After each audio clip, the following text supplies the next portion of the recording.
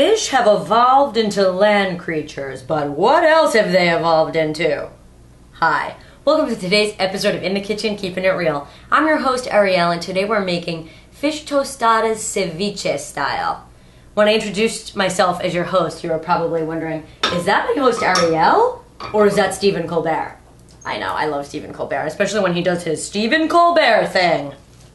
Comedy's a big thing that I'm into, and it'll pop up here and there. I think there are previous times where we talked about Mike Birbiglia, who's just blowing up right now, and I mentioned before I saw him back in the day, and it's just so fun, so fun. And this is something that this show, I hope, gets to give me the opportunity to just let my quirky freak flag fly high and hang out with you guys.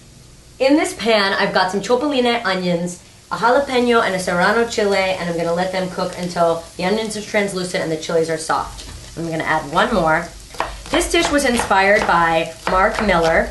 He has a coconut ceviche taco dish in his book called Tacos. I'm doing a little bit of a different take. Not too different, but just kind of saw the recipe and was like, I wanna do that, and I'm gonna do it my own way. Chopoline onions we've talked about before. They're actually an Italian onion, so they're not Mexican. I think he wants you to use white or yellow, but these onions are so flavorful that nobody's gonna miss them. And I'm sauteing them down in some coconut oil. So much better for you to use coconut oil than vegetable oil, which is what Mark recommends. So that's what we're doing. And as it stands, the sauce on this dish is made with coconut milk, so the flavors totally pick each other up.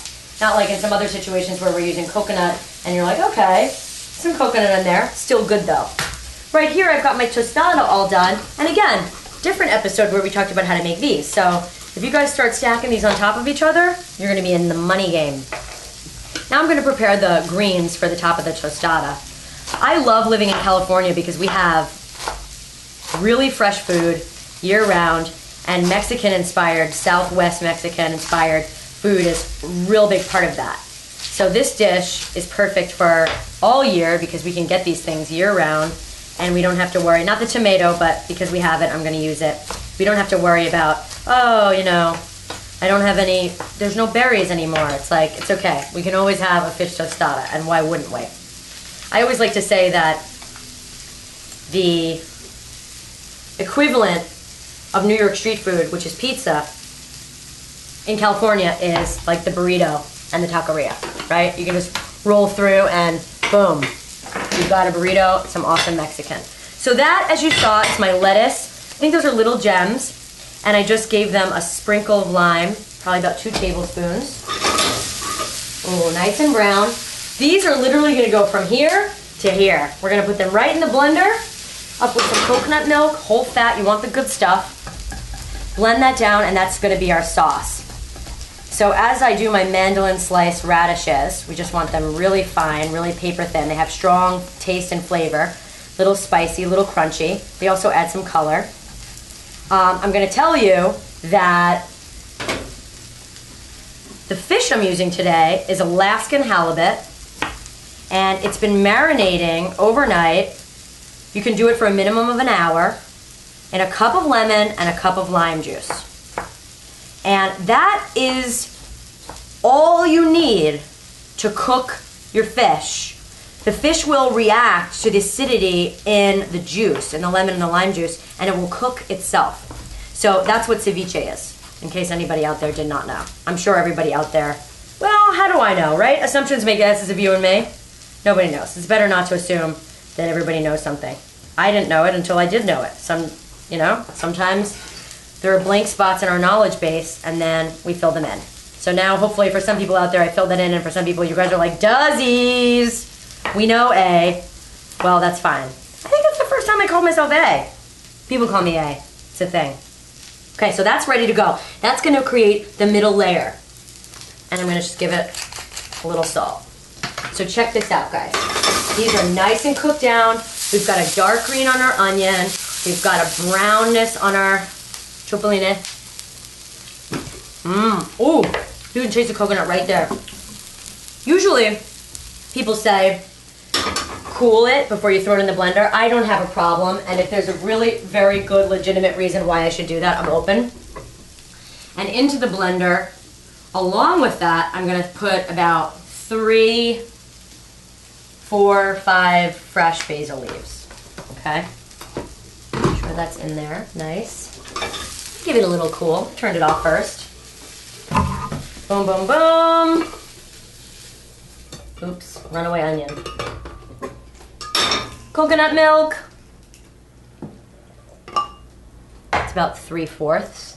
You want the creamy good stuff. Make sure it's all mixed up before you go. Where's my blender top? Pause. The crew, so good. Real kitchen, real life. Get it on low, and I'm gonna go to puree. And from there, I'm gonna switch it to high.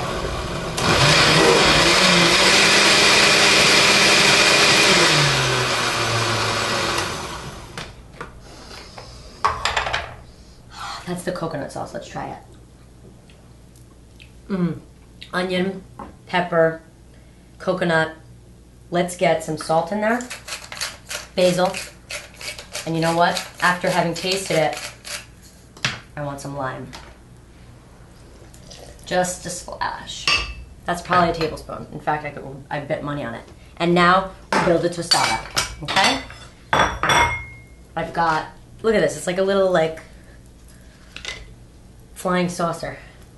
Okay, so now I put my bed. You saw this was little gems with some radish, lightly covered in lime juice, tomatoes, a little salt. Here's my ceviche. Okay, this is important.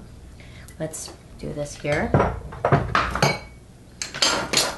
It's all cooked. Again, that's a piece of Alaskan Halibut. Look at that, just shredding. Do you see that? Literally, it's all cooked just from the lemon and the lime juice. Okay, so we bring that back over here, and I'm just gonna add my fish.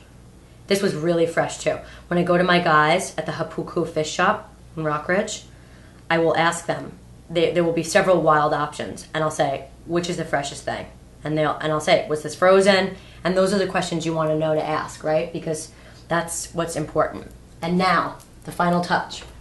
This cream, which you could use for a dip. You could also make these as a taco style.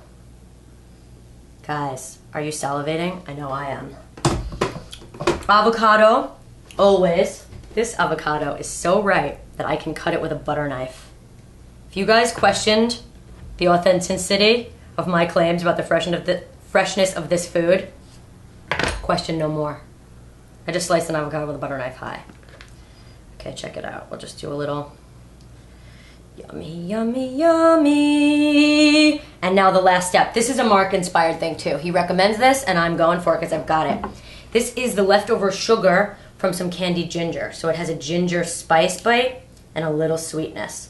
And that's gonna bump up the sweetness in the coconut milk. And we've got fish tostadas, halibut wild, soaked in lemon lime juice. This is for my man, Zach. Thank you so much today for watching this episode of In the Kitchen, Keeping It Real. I'm your host, Ariyele. We'll check you Wednesdays on YouTube. And let me know, what's your favorite Stephen Colbert bit? Ciao.